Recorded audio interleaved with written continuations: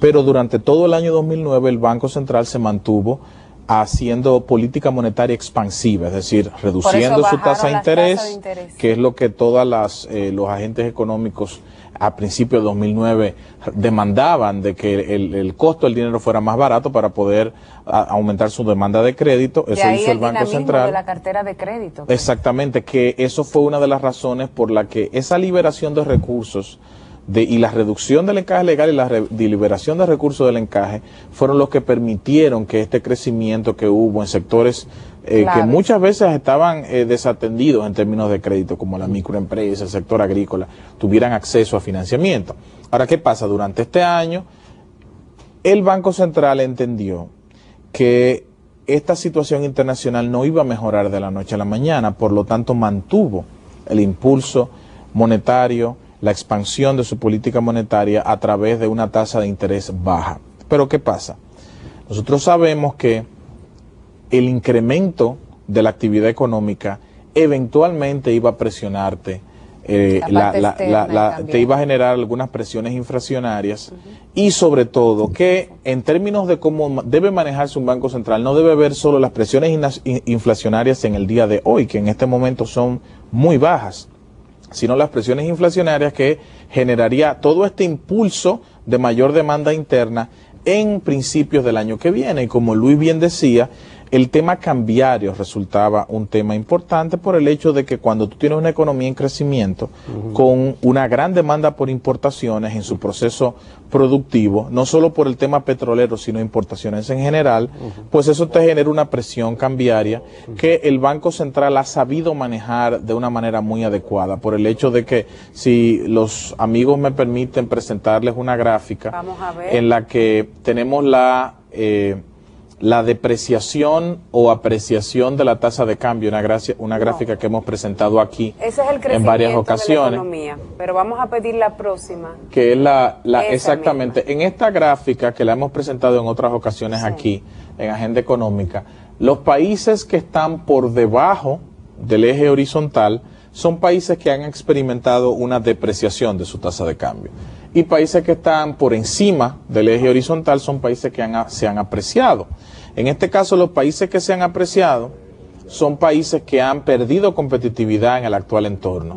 Eso afecta a las exportaciones. Exactamente, y los ha afectado sobre todo las exportaciones. Entonces, los países que están por debajo, que en este caso la República Dominicana está en primero de esos países con una depreciación del 3% durante los primeros 9, 10 meses de este año.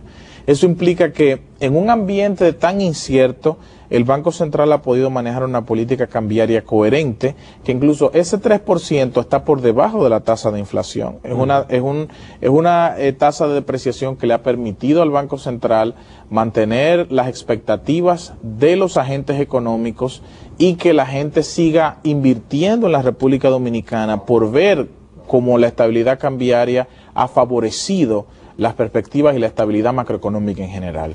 Eso ha sido algo muy positivo porque el Banco Central ha hecho eso manteniendo su meta de reservas internacionales dentro del acuerdo con el Fondo Monetario Internacional.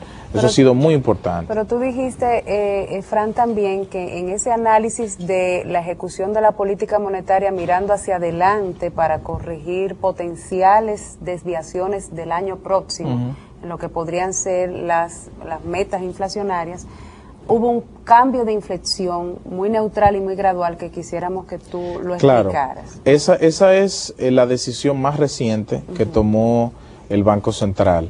El Banco Central decidió aumentar su tasa de política monetaria, que es la tasa overnight. Es la tasa en la que los bancos depositan su exceso de liquidez en el Banco Central. Es una tasa que también envía transmite a la parte exactamente una señal a la banca de que el Banco Central va a tomar decisiones para contraer la oferta monetaria o para ampliar la oferta monetaria. En este caso, un aumento de esta tasa indica que el Banco Central va a comenzar un proceso gradual de restricción monetaria, que en este caso no es más que moverse de la política expansiva que ha tenido desde el principio del año pasado a una política más neutral, que permita que la economía pueda seguir creciendo, pero manteniendo, dándole el mensaje a los agentes económicos de que vamos a mantener el control de la inflación. La estabilidad macroeconómica. Porque ahí es donde subyace la estabilidad macroeconómica, como tú bien dices. No, y sin esas condiciones no hay manera de seguir manteniendo un crecimiento sostenido. Claro. O sea que con estabilidad de precio y relativa de cambio, garantizamos un clima propicio a la inversión y al crecimiento.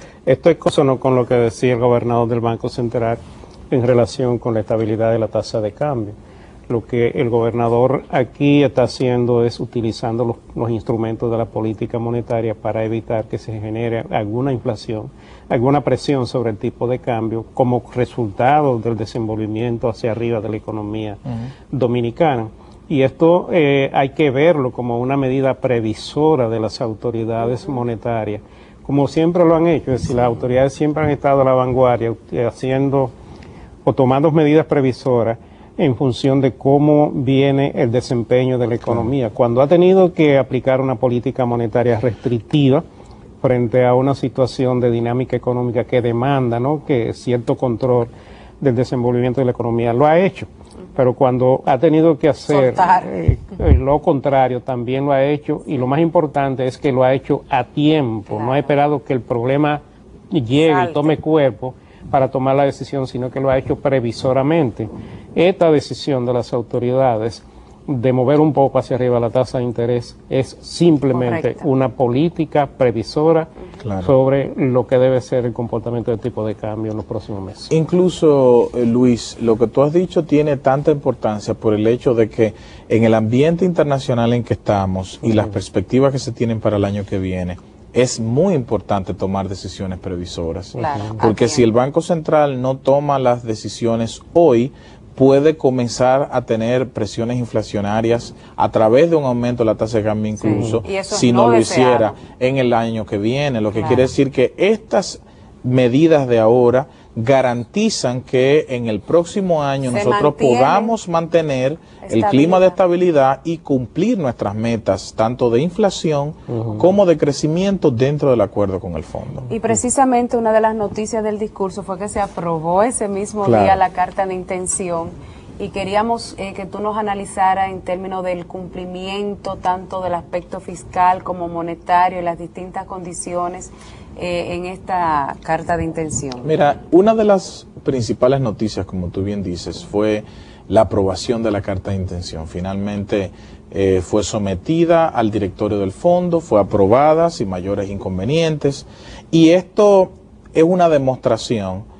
de que el gobierno, en medio de las necesidades que se le han presentado, ha podido cumplir con sus compromisos con el fondo. Contrario a lo que se dice, porque con la parte fiscal hablan de unas cifras astronómicas que casi no caben en la calculadora. Rosana, yo quiero aprovechar esta oportunidad para, de alguna manera, orientar un poco a la opinión pública en función de lo que han sido las declaraciones de muchos economistas, particularmente economistas que son de la oposición al gobierno actual, sobre el tema de la deuda.